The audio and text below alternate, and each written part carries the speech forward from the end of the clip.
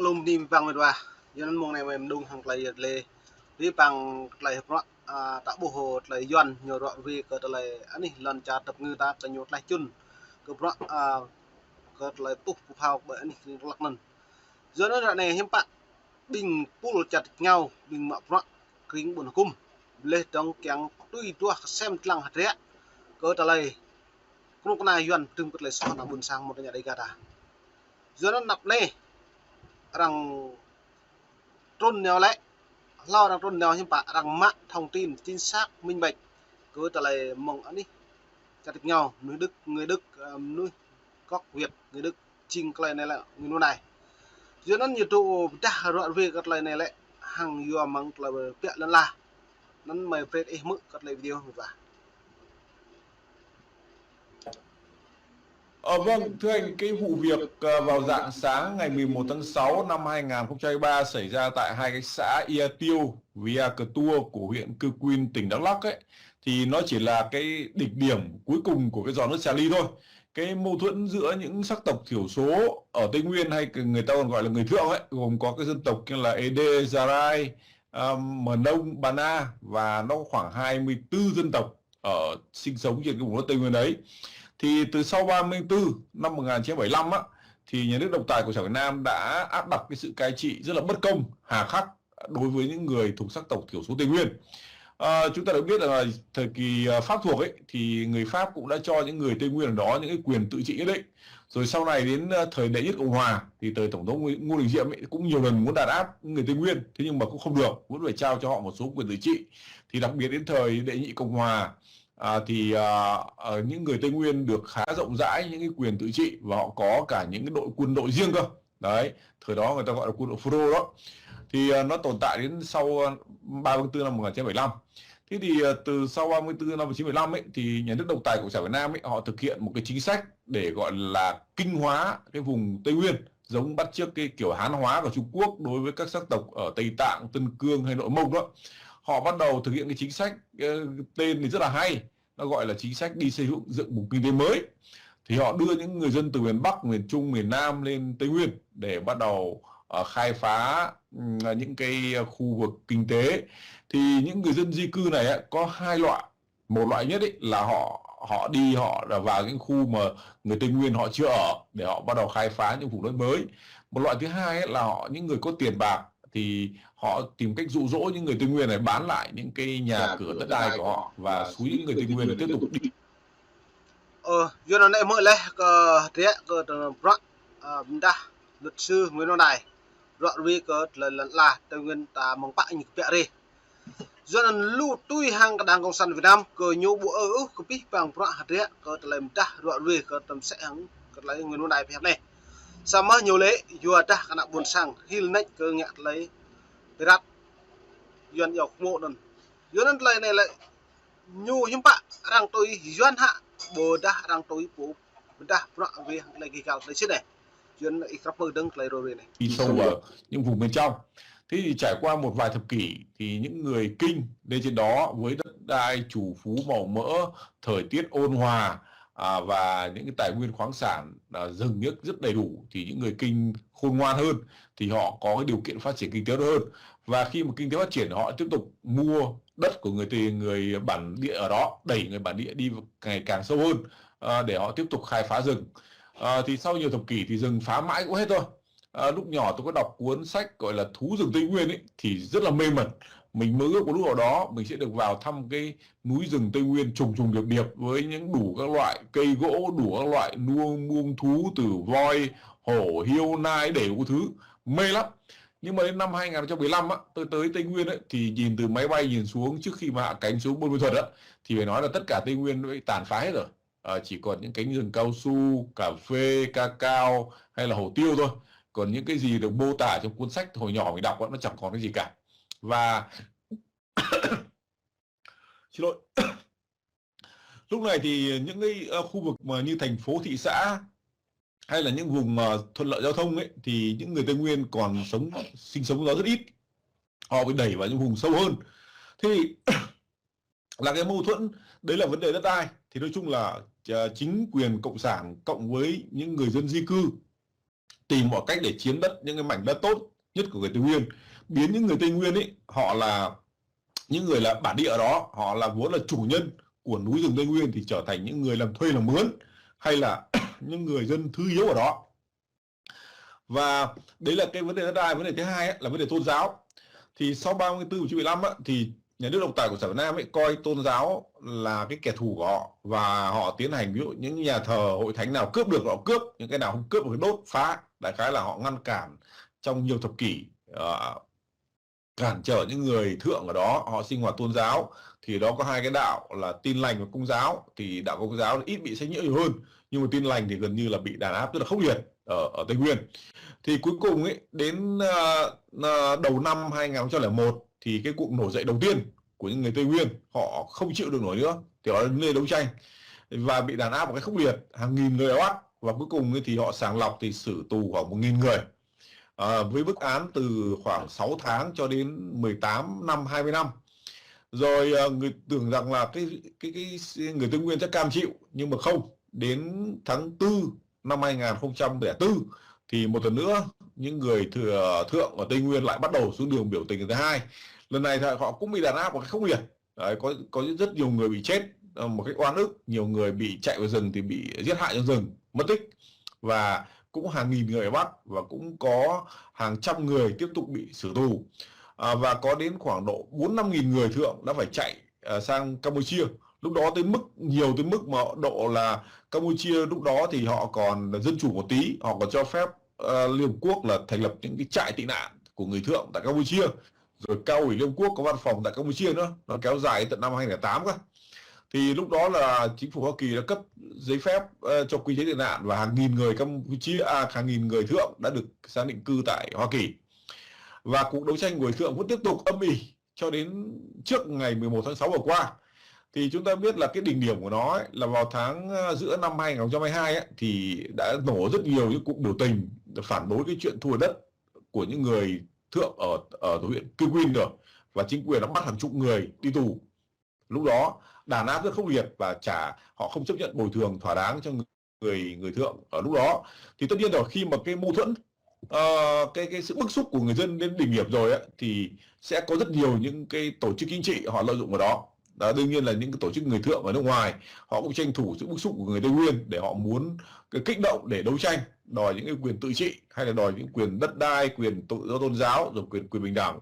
Và ngược lại, ở chiều ngược lại ấy, thì nhà nước độc tài của Việt Nam ấy cũng tranh thủ cái sự bức xúc do chính họ gây ra để mà kích động người thượng nổi lên, rồi mượn cớ đó để mà đàn áp những người các cái nhóm. Yun anh ấy bố lẽ cật lời nguyên này thì phép luật sư nguyên này ta cật lời đoạn này cật lời này hạt rẽ mong bạc cật rẽ một lời rung răng, hạt rẽ mong bạc một lời u rào nạo buồn sảng, cật rẽ mong bạc lời máu lời tu phục hào bởi ní quyền chỉ quynh này, cật rẽ mong nục na đang sẵn Việt Nam ép người dân đi vào đường cùng. Yun anh lời này đã bốc pi bằng trọn nhú kẹng ngạm nick xăm pi bằng trọn như bồ cầm bởi anh nắp của phul mà trọn buồn cùng ô. Yun anh lời này rằng xem lăng pi bằng trọn rằng mạ trong yon như pu lê trong mạ trong nội bộ của như pu mà pre dây thích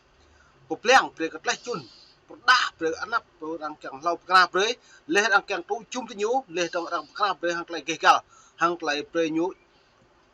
tu lê trong bờ đá bù tu cặp trọn này lại đang chờ sút đợi cái nhú mồm thụ anh đi bảo ăn lục quốc lê trong đang sẽ cầm vấn tới nhú mạ mong thôn này một niệm lập ta gặp lằng để đoạn vi hàng lại pu là bờ trọn này lại rõ về cái nạo buồn sang và buộc lại cợt lại đây luật sư người này nhiều chỗ bạn đi trả được nó cặp mức được lành độc lập ở đó, rồi uy hiếp khủng bố tinh thần người dân Tây Nguyên. Thì đấy là những nguyên nhân chính mà nó diễn ra trong 50 năm qua dưới chế độ độc tài của Việt Nam. Thế này là chúng ta biết được là cái lịch sử của cái người dân Tây Nguyên trong thời kỳ cộng sản, như anh đã tổng kết ấy,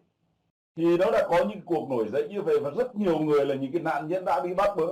Và chúng ta thấy một cái điều rằng là cái cuộc này tôi nhớ lại, và rất nhiều người sẽ nhớ lại cái cuộc vào tháng 2 năm 2021, có nghĩa là cách đây 22 năm. Cái thời kỳ đó là cái thời kỳ mà tôi chú ý đến cái vấn đề Tây Nguyên. Nhà cầm quyền Việt Nam có phải lập cả một cái ban, người ta ban Tây Nguyên, tất cả những ai về báo chí, về con người và đặc biệt là truyền thông này khác muốn đi lên Tây Nguyên là phải có cái ban Tây Nguyên rồi duyệt cho lên. Rồi những người ta kể lại trong cái dân gian, kể lại những câu chuyện về người bộ đội là công an tập trung về Tây Nguyên để gọi là dẹp bạo loạn ở đó bằng cách là mặc quần áo dân của người Tây Nguyên, rồi là trong khi là nhảy vào những cái cuộc mà người ta bảo là khi mà ở các cái huyện này, kể cả hai cái chỗ Sa Cư, Ea Tiêu và Ea Tô này cũng là một cái tâm điểm người xưa vào cái cuộc năm 2021, thì người ta bảo là bộ đội công an giả vờ mặc quần áo dân tộc trà trộn lẫn vào trong đó để gây sự đánh nhau. Cũng như anh vừa nói rằng là nhiều khi người ta có thể kích động những cái thứ đó để người ta cố tình người ta dẹp những khi mà nhìn thấy cái sự bạo loạn đấy. Vậy thì thưa anh thấy được là anh cũng nghĩ rằng là cái vụ 11 tháng 6 vừa qua thì có sự chủ động của nhà cầm quyền Việt Nam, hay là thế anh bảo là có thể họ lợi dụng cái điều đó, nhưng mà cái điều đó xảy ra sau, hay là đó cái sự hoàn toàn đột ngột của nhà cầm quyền? Anh có nghĩ rằng là ở đây tôi cho rằng đây là cái sự gọi là một thất bại của cái mạng lưới an ninh mà được gọi là an ninh nhân dân, rồi là chính quyền nọ chính quyền kia rồi là khác, nhưng mà thực chất ra thì người cộng sản đã rất là bị động trong cái vụ 11 tháng 6 vừa qua. Anh đánh giá như thế nào về cái việc này thế anh? Không, họ hoàn toàn không có bị động đâu anh. Anh thấy rằng là sau khi sự vụ xảy ra, họ triển khai lực lượng rất là nhanh. Họ chặn tất cả những cái đường, bởi vì anh biết rằng là những cái người, những cái lực lượng nổi dậy á, tôi gọi là lực lượng khởi nghĩa đó, họ cũng phải tính đường chạy chứ không phải không tính đường chạy. Nhưng mà tất cả sau khi sự việc xảy ra một cái, tất cả các cung đường chính ấy là đều bị các lực lượng cảnh sát cơ động với lại bộ đội chốt hết rồi. Họ không có đường chạy đâu cả, họ buộc phải chạy lên núi và chạy lung tung cũng bị bắt hết, chứ không phải bị động đâu. Rất nhanh chóng. Nếu như bị động á thì những người sau khi họ nổi dậy họ sẽ chạy thoát, chứ không phải họ tính đường để chạy ra Campuchia rồi sau đó họ vượt biên sang Thái Lan rồi, chứ không phải là họ cam chịu ở đó để cho bị bắt. Thế thì anh biết rằng là gì, cái sự vụ đó ấy, thì sự việc mà xảy ra vào sáng ngày 11 tháng 6 ấy là chắc chắn ấy có bàn tay kích động, bởi vì rất nhiều cái yếu tố. Anh biết rằng là cái mạng lưới sau những năm 2001 2004 ấy, thì cái mạng lưới an ninh ở Tây Nguyên ấy, nó được phủ kín luôn, nó dày đặc. Chỉ kể với anh và quý khán giả một câu chuyện này thì quý vị thấy rằng là nó theo dõi chặt chẽ người Tây Nguyên đến mức độ nào. Thì khi tôi ở trong nhà tù thì tôi bị giam chung với rất nhiều những người Tây Nguyên 3 năm liền cơ, lúc đó khoảng 200 người. Thì sau này thì họ ra tù giải rác. Thì đến năm 2014, đúng rồi, đầu năm 2015 á, thì có một cặp vợ chồng, bây giờ ông đang ở tị nạn ở bên Thái Lan đó, ông là Abro. Ông này thì ông ấy cũng ở tù cùng với tôi, và ông ấy ra tù, ông ấy hết hạn quản chế. Thì đến cuối năm 2014 ấy, ông có ra Hà Nội để ông đi thăm tôi và xuống Hải Phòng thăm nhà văn Nguyễn Xuân Nghĩa. Thì ông xuống Hải Phòng ấy, thì nhà văn Nguyễn Xuân Nghĩa cho ông ấy một ít tiền với lại cho một cái máy ảnh cũ. Và khi ông lên Hà Nội ấy, thì tôi cũng cho ông một ít tiền. Và cùng cái thời điểm đó thì có một cái người cũng nằm cạnh tôi suốt mấy năm liền ở trong nhà tù ấy. Thì anh ta còn trẻ, anh ta về cưới vợ, và tôi có gửi mừng anh ta là 2 triệu đồng và 4 tờ, mỗi tờ là 500.000 đồng. Thế thì ông này ông cầm nguyên si số đó, tiền đó về đưa cho anh ấy tên là Siêu Hanh ở Gia Lai đó. Thế thì anh này nó bị theo dõi chặt đến mức độ là an ninh cũng biết anh này nghèo tới mức độ là không bao giờ có đến tờ 100.000. Đấy, một tờ 100.000 để đi mua lương thực, thực phẩm cái thứ đó. Thì hôm ấy anh mới dùng cái tờ 500.000 đầu tiên, anh ấy đi ra một quầy tạp hóa ở hàng xóm á để anh mua thực phẩm. Thì ngay lập tức cái người hàng xóm này là người của an ninh, và người ta biết anh này là không có bao giờ có tiền to thế, và cái người chủ tạp hóa đấy biết ngay là tiền này là nghi ngờ là tiền do nước ngoài tài trợ. Cho nên lập tức cái người này mới gọi điện thoại báo lên an ninh tỉnh Đắk Lắk, tỉnh Gia Lai. Và chỉ có 2 tiếng sau thôi, an ninh tỉnh Gia Lai họ về bắt anh này ngay. Đấy, bắt anh này và tra khảo anh ấy suốt cả một ngày rằng là lấy đâu ra tiền, ai cho tiền. Thì lúc đầu anh không nói, anh nói tiền của anh ấy, nhưng mà đánh đau quá không chịu nổi thì anh ấy mới nghĩ là cái việc tiền mừng đám cưới là chuyện bình thường thôi. Thì anh bảo là đây là ông Đài ở Hà Nội, là người ở tù cùng, ông ấy tặng mừng tôi đám cưới 2 triệu đồng và tôi có 4 tờ 500.000. Thế thì an ninh hỏi là mày đang bị quản chế thì tại sao mày đi ra Hà Nội được? Thì bảo tôi không đi, mà đây là ông Naibro, ông ấy ở hàng xóm đó, ông ấy hết quản chế, ông ra Hà Nội chơi và anh Đài anh gửi tiền vào mừng đám cưới của tôi. Ngay lập tức nó về nó bắt cả hai vợ chồng này lên và nó tra khảo ông ấy. Thì ông khai thật thà thôi, ông bảo tôi hết quản chế thì tôi ra Hà Nội thăm những người bạn tù của tôi ở tù cùng ông Nghĩa rồi ở cùng ông Đài. Thì chúng tôi ra đó, ông Nghĩa cho máy ảnh, ông Đài cho hết tiền. Thì tôi về thôi. Thì nó thả bà vợ ra, còn nó giam hai người này. Thì 5 ngày đầu bà vợ sợ không dám báo cho tôi với nhà văn Nguyễn Xuân Nghĩa. Đến ngày thứ 6 bà thấy chồng không về, mà sự việc đơn giản như vậy bà mới gọi tôi. Thiếu đó nhà cầm quyền Cộng sản Việt Nam ấy nó còn nể sứ quán Hoa Kỳ, cho nên tôi mới nhờ sứ quán Hoa Kỳ can thiệp. Thì đến tận ngày thứ 24 nó mới thả hai người ra. Trước khi thả ra nó đánh tôi một trận, nó bảo tại mày quan hệ thế nào với tòa đại sứ Mỹ mà nó can thiệp vào. Thế thì khi mà thả rồi nó không buông tha cho hai người này. Anh Siêu Anh thì vẫn bị giám sát để chặt. Hai vợ chồng ông bà kia thì bị hành lên hành xuống, nó gọi cứ 1 tháng 2-3 tháng mà gọi sinh một lần. Cuối cùng họ không chịu nổi, họ phải bỏ quê hương bản quán để họ chạy sang tận Thái Lan, và đến tận giờ phút này họ vẫn nằm tại Thái Lan, mặc dù đã có quy chế tị nạn Liên Hợp Quốc mà vẫn chưa đi khỏi